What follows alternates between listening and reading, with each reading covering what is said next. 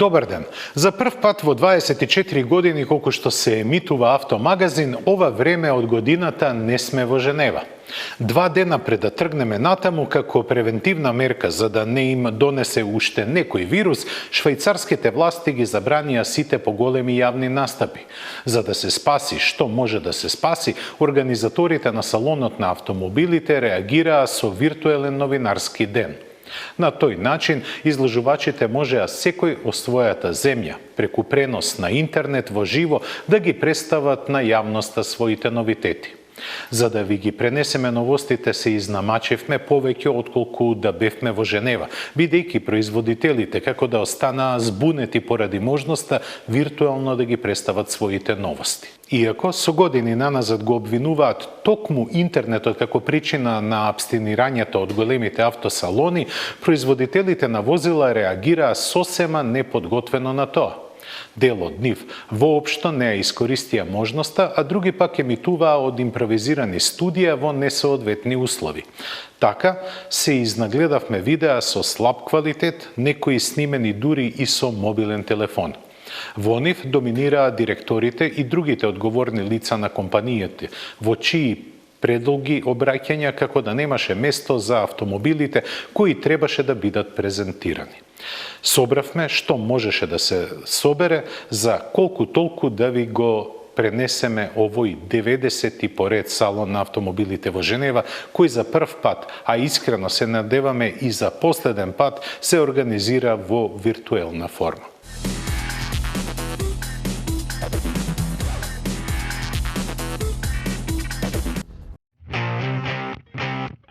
За новонастанатата ситуација најдобро подготвен беше Volkswagen.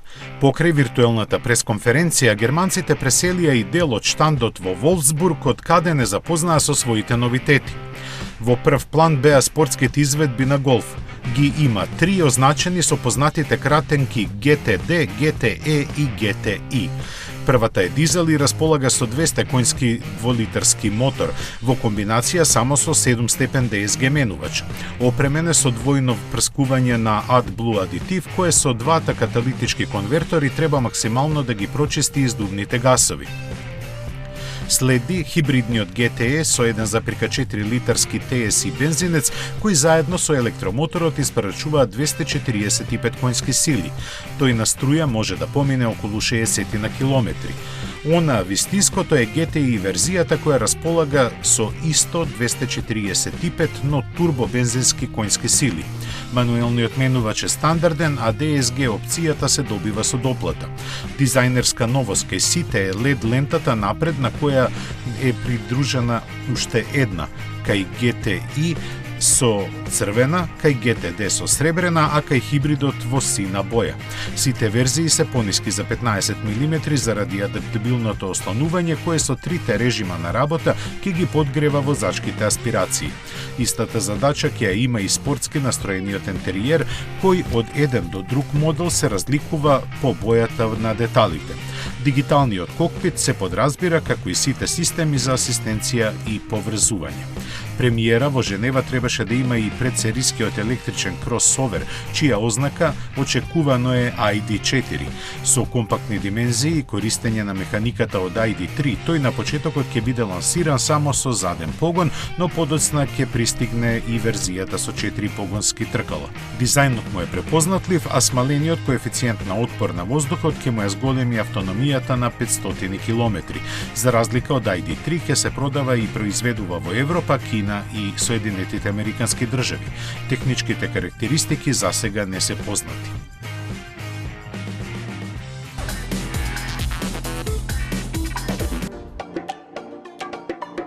Кругот германски премиум компакти се затвора. Ауди го представи новиот A3. Гледајќи го лесно може да се каже дека е редизајн на постоечкиот, но тој е целосно нов модел. Се води како четврта генерација која продолжува таму каде застана третата која беше представена пред 8 години. Затоа и изгледот е познат, токму онаков како што поклониците на марката сакаат.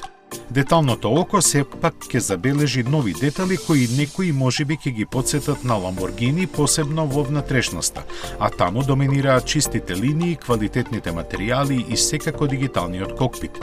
Во опременоста не треба да се сомнева, исто како и во изборот на моторите, кој на почеток ќе биде скромен. Димензиите се малку поголеми, исто како и цената. Сметајќи се за еден од пионерите во европската електромобилност, Audi ја прошири гамата на e-tron со посилната S-верзија. Во неа се спакувани 3 електромотори со 435 конски сили, кои привремено може да нараснат на 503. Со нив, овој електричар добива спортски својства кои Audi ги произведува со легендарниот Quattro, кој веќе наполни 40 години.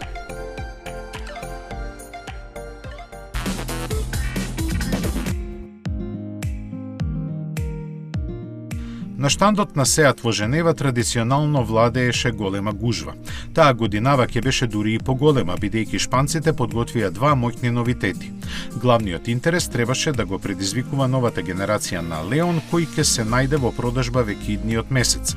Тој веќе беше представен и за него скоро се е познато, за разлика од Купра Formentor, чие прво јавно појавување требаше да биде токму во Женева. Како прв независен модел на новата марка, овој кросовер има задача да го докаже низиниот мускулест карактер. Тоа ќе го стори со атрактивниот изглед и бројните агресивни стилски детали на кросоверската каросерија. Динамичниот дизајн продолжува и во пространата и практична внатрешност надпросечно исполнета со опрема. За лутината во настапот ќе се грижат плагин хибридната погонска група со 245 и дволитарскиот турбобензинец со 310 конски сили.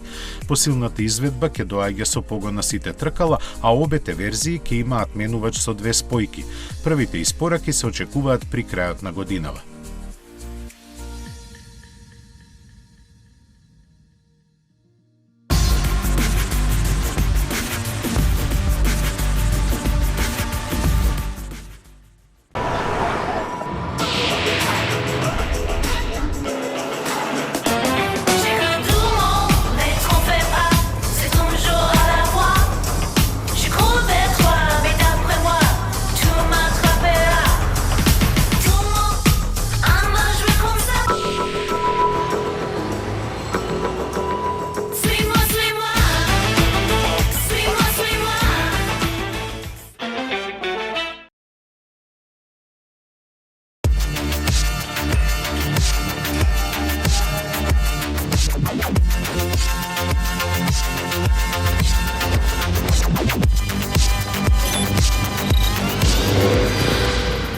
What the future holds.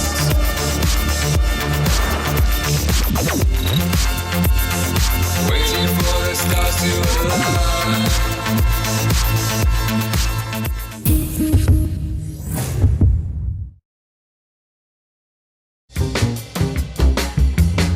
Твојот прв избор.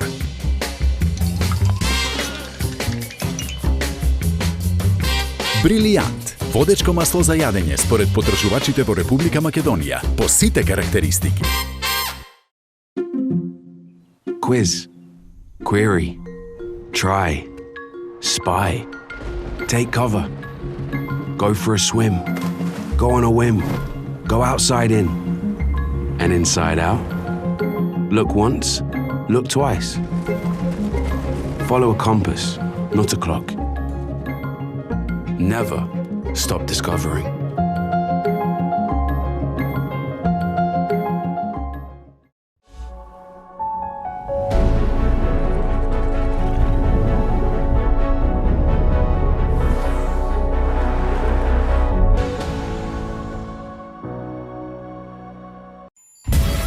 Комбинацијата бизнис и забава или спортска динамика и елеганција на луксус. Звучат неостварливо, но реално се. Кај Audi Q8. Го добивате со Porsche лизинг пакет, 36% учество, 3,6% каматна стапка и 3 години каско. Audi Q8 е еден. Porsche Македонија. Метрополис, број 1 радиомрежа.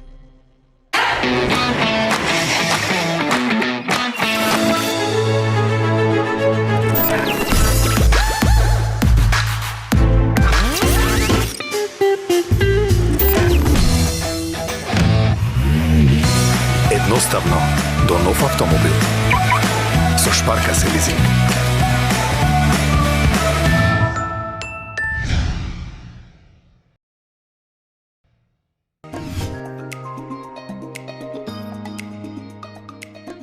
За разлика од порано кога настапуваше со повеќе премиери, меѓу кои и интересни концепти, годинава во Женева на штандот на Шкода требаше да биде главна само новата генерација на Октавија. Заслужено бидејќи донесува нови моменти во насоката во која се развива гамата на чешкиот производител, меѓу кои и хибридната погонска група. Деталите ги дознавме уште во ноември, меѓутоа вистинското пакување пристигна сега. Се работи за спортската RS верзија на Октавија, кај која ознаката IV кажува дека има плагин комбинација на 1,4 литарски TSI и 3-фазен синхрон електромотор сместен во 6-степениот автоматски менувач. Заедно испорачуваат 245 коњи, а само на струја може да помине 60 км. Сето спортско во неа е задржано, а поради еколошкиот суфикс настрада багажникот кој е за 150 литри помал заради батериите сместени во него.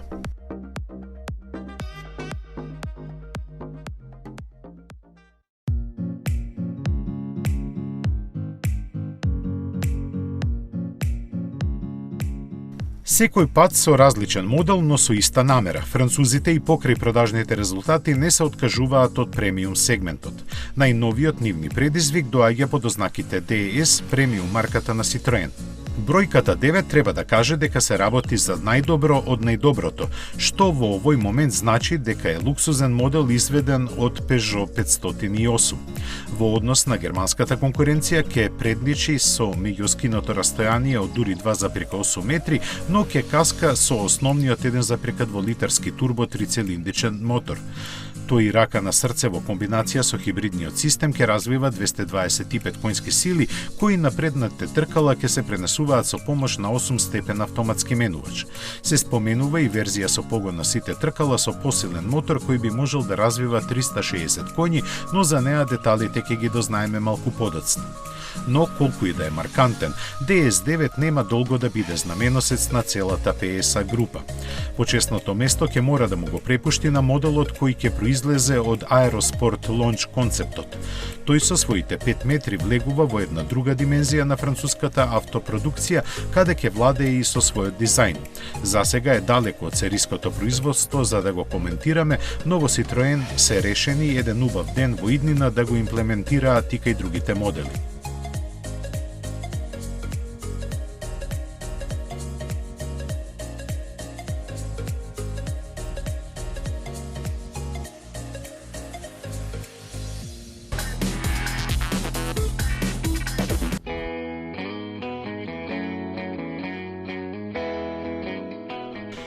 Во отсуство на главните конкуренти, Рено добро се подготви за салонот во Женева. Централното место на нивниот штанд беше резервирано за футуристичкиот концепт Morphos, кој своето име го доби затоа што може да се менува.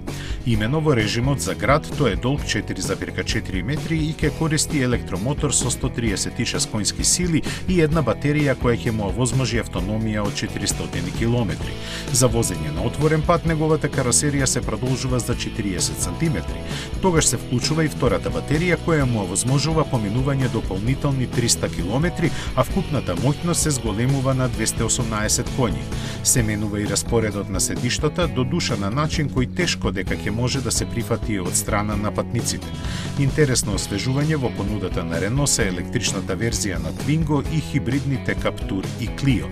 Плюс на ова дизајнерско освежување добија Megane и Talisman.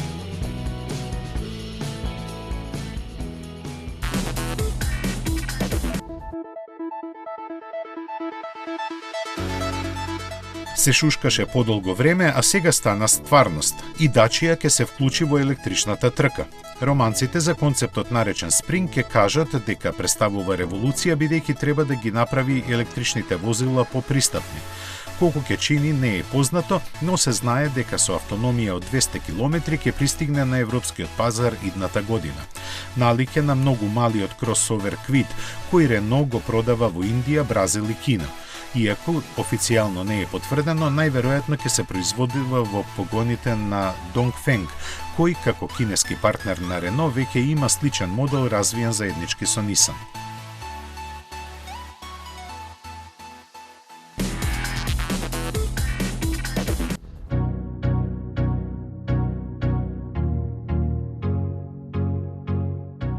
Honda за Женева немаше вистински новитет, но ја искористи приликата да ги најави своите новости. Покрај веќе познатиот градски електричен модел и хибридниот Jazz, марката во наредните 2 години ќе понуди уште 4 еколошки модели. Според зборовите на подпредседателот на европската филијала Том Гарднер, меѓу нив ќе биде и новиот кросовер и уште еден електричен модел. Но најзначајно е тоа што во соработка со водечкиот европски снабдувач со енергија Vattenfall ќе биде понуден флексибилен пакет за корисниците на електричните возила. Со него тие ќе можат да менаџираат со времето за полнење на батеријата со цел максимално да се искористи ефтината тарифа на струјата. Овој пакет ќе биде лансиран најпрво во Велика Британија само за купувачите на Honda, а потоа и во другите земји и за сопствениците на електрични возила од други марки.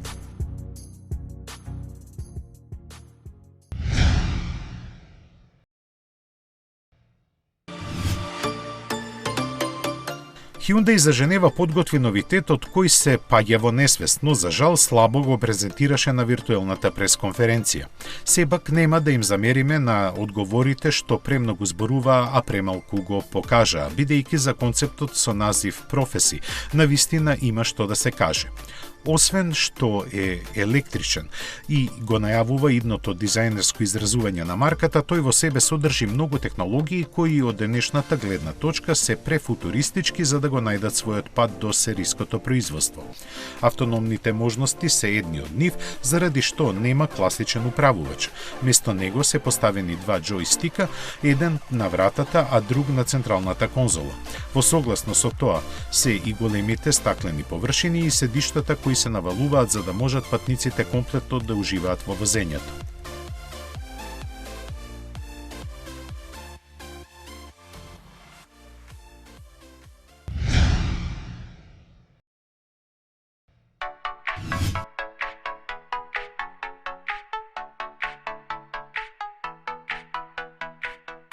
Навистина ни е криво што не отидовме во Женева, посебно затоа што не можевме да ги видиме лицата на посетителите кога ќе го здогледаа новиот i4.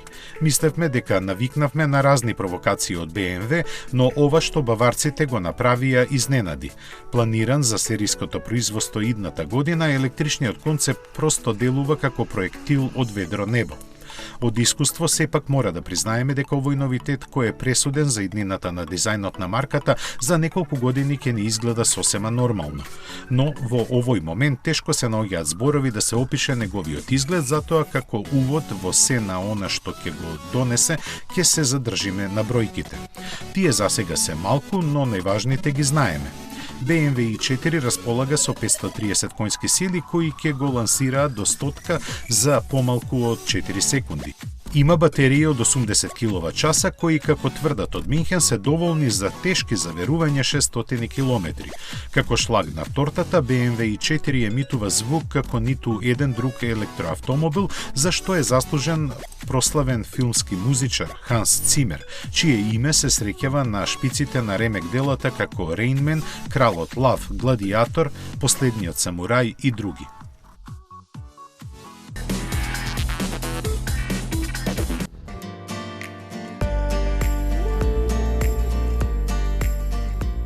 Од Штутгарт за Женева, Мерцедес тргна со плејада новитети, главно нови верзии на веќе постоечките модели. Ги предводеше обновената 5-та генерација на E-класата, која вториот дел од својот животен век ќе го помине во подинамичен изглед и хибридни агрегати. Редизајнирани се предниот и задниот крај, сега целосно во LED светла. Опременоста е засилена со повеќе електронски асистенти кои ја доведуваат чекор поблиску до автономното возење. Електрификацијата на погонските агрегати опфати 7 различни изведби, меѓу кои најинтересна е онаа со 2-литарски мотор со интегриран 48 волтен стартер генератор и 315 конски сили. Во продажба се очекува ова лето.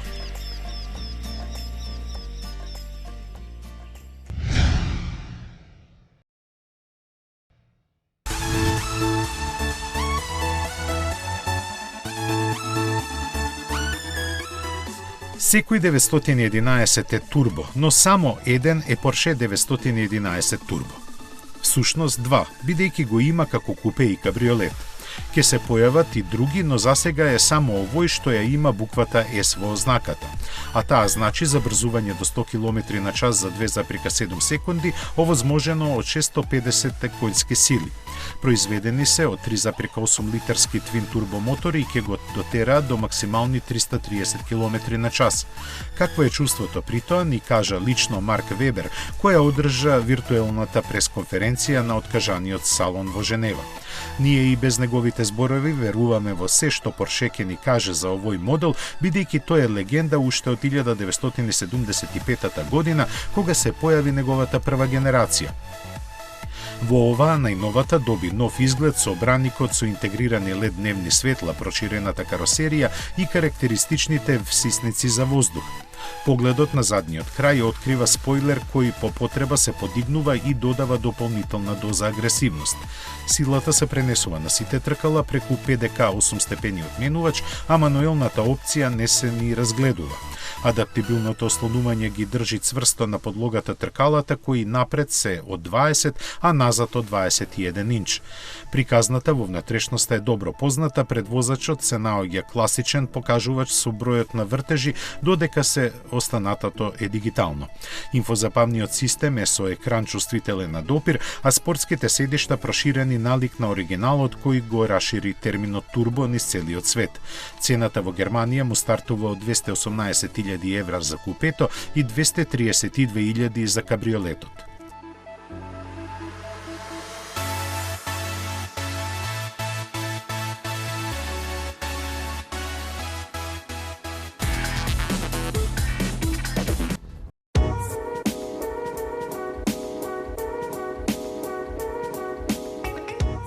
Ако треба некој да жали што салонот во Женева се откажа, тогаш тоа се швеѓаните со Koenigsegg.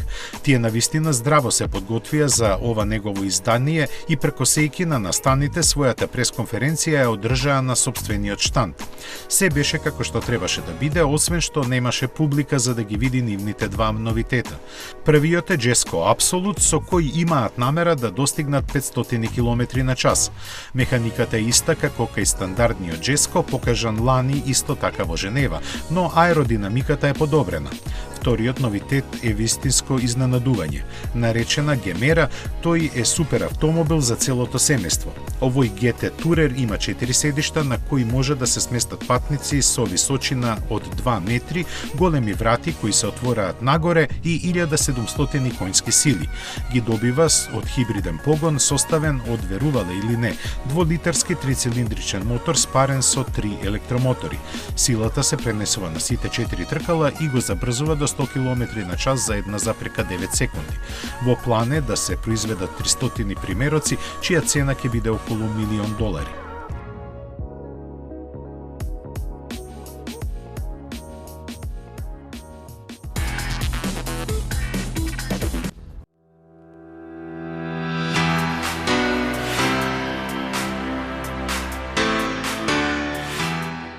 За разлика од Koenigsegg, Мекларен ја одржа својата пресконференција пред публика, но во централата во Вокин, каде ги представи специјалистот GT by MSO и олеснетиот 765 LT.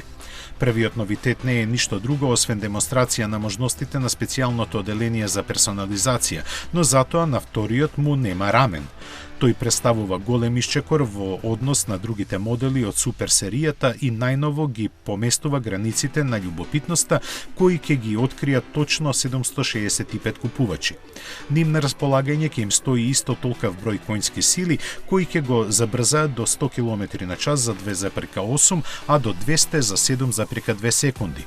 Однадвор се направени интензивни измени со кои е подобрена аеродинамиката и добиен поагресивен изглед. Напред се истакнува издолжениот нос со големи всисници за воздух, а назад активниот спойлер. Скоро се на него е направено од јагленородни влакна, заради што е тежок само 1229 кг. Фокусираноста на перформансите се гледа и од пошироките траги на тркалата, керамичките сопирачки од сена и оптимизираниот 7-степен менувач. Мекларен ја искористи приликата и да се пофали со екстремниот родстер Elva од 1,4 милиони фунти.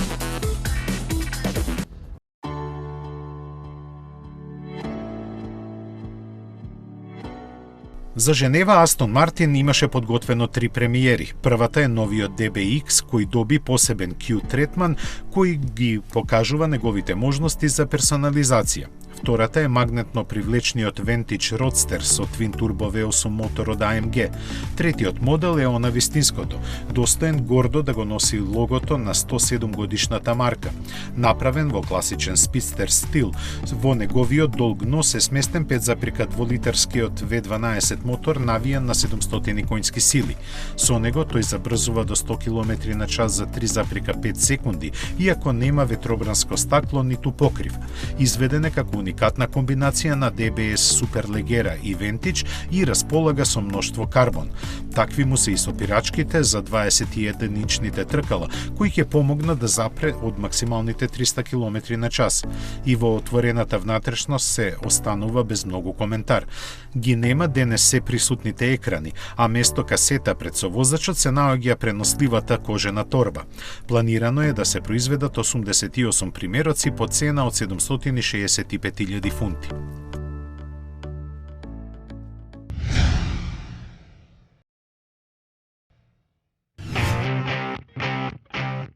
Двосет без покрив има и Бентли, наречен е Бакалар според едно езеро во Мексико. Ги поврзува уникатната убавина која остава без див. Во тоа помогна Мулинер кој му подари интериер од дрво старо 5000 години. Приказната како англичаните дошле до овој материјал ќе ја оставиме за 12 срекници ширум светот кои веќе платија по 1,5 милион фунти за својот примерок. За тие пари ќе добијат автомобил базиран на Continental GTC, чиј 12-цилиндричен мотор развива 659 конски сили. Безпредметно ќе биде да зборуваме за забрзувањето или максималната брзина, оти уживањето во возењето со него има друга димензија. Затоа ќе се грижат безбројните детали разработени до перфекција. Например, торбите за багаж од италијанската компанија Schedoni, изработени по мерка да се вклопат во просторот зад седиштата, или пак бојата чиј сјај е добиен од пепел на оризова арба. Мулинер се погрижи за малку побогатите купувачи на Бентли, за кои го подготви GT Convertible во специјална луксузна изведба. Неговата внатрешност е опшиена со дури 400.000 шевови според процес кој е развиван 18 месеци.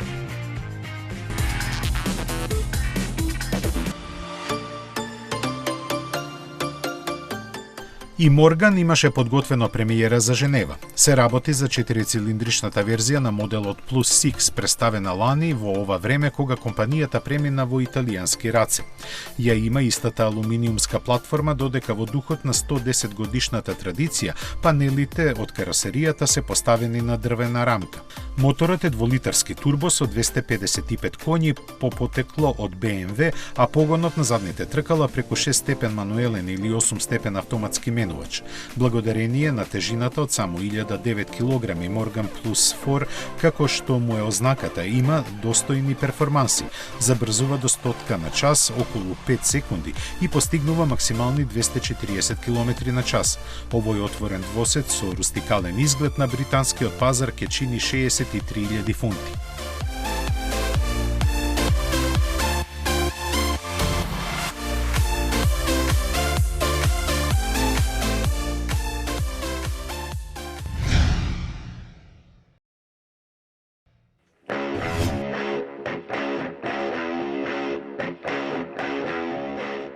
Искрено не им завидуваме на оние што имаат многу пари за купување автомобил. Изборот и онака им е тежок, а во иднина ќе им биде уште повеќе. Затоа се погрижија од Hispano Suiza, чија ланска реинкарнација ја зачинија со нов уште полут модел. Наречен е Кармен Булонј и располага со електропогон од 1100 конски сили. Телото од јагленородни влакна со бакарни детали привлекува внимание исто колку и она што се крие под него. Тоа и перформансите ќе ги дознаат само петмина кои за овој супер автомобил со авионска техника ќе издвојат по 1,65 милиони евра, а нам ни преостанува малку да уживаме во неговата убавина.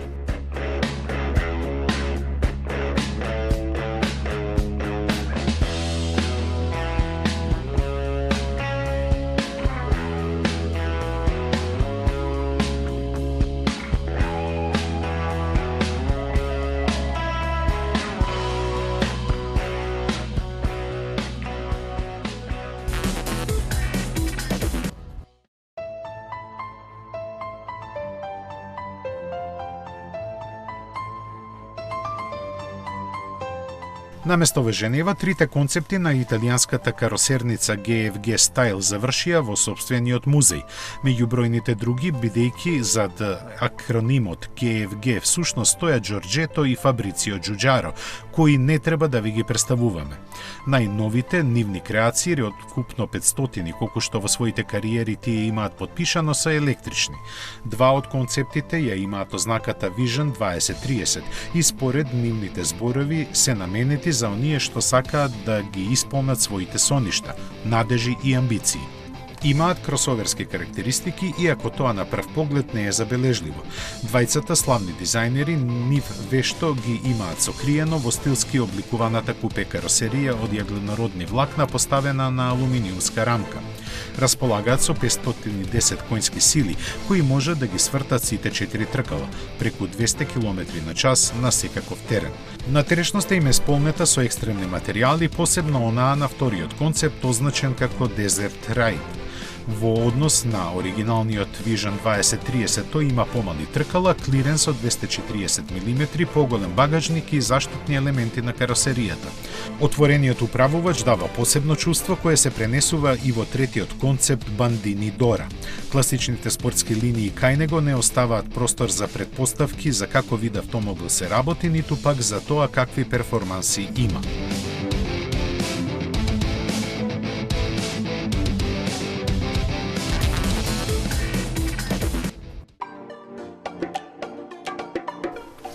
За кинескиот Avis главоболките започна уште пред да биде откажан салонот во Женева.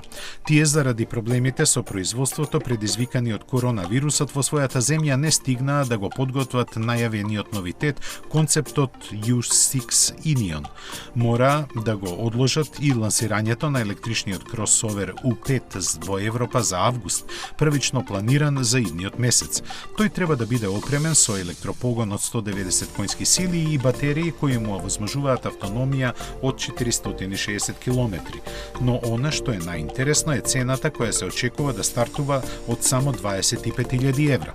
Продажбата ќе се врши директно без класична дилерска мрежа, а за сервисирањето ќе бидат задолжени партнерски компании. Посебно интересна за Европа ќе биде и неговата купе верзија, која засега е студија. Ги има истата платформа и механика како и U5, спакувана во привлечна каросерија нацртана од поранешниот шеф на дизајнот на Пининфарина Кен Окујама. Кинезите посебно го нагласуваат неговиот простран интериер. Исполнете со интересни решенија за кои сме сигурни дека нема да обстанат до неговото серијско производство, за кое не се знае кога би започнало. Се случуваат несакани работи, но токму во вакви услови се гледа големината на протагонистите. Со откажувањето на Женевскиот салон на автомобили се отвори сосема ново прашање, а тоа е односот на организаторите кон учесниците. Парите за билетите купени преку интернет се вратени, но милионските суми кои ги изгубија учесниците се премолчија. Да биде мизеријата уште поголема, по откажувањето на само 72 часа пред почетокот на новинарските денови, организаторите им наложија на изложувачите да го испразнат просторот најдоцна за 2 дена. Во спротивно ќе им биле наплатени пенали. Ова изложувачите нема да го заборават. Во време кога секоја паричка се мери каде ќе се потроши, ароганцијата е неприфатлива, особено кога се генерираат огромни трошоци без покритие. Првиот чин од Женева заврши. Каков ќе биде исходот, ќе видиме до година. А ние се гледаме следната сабота. До гледање.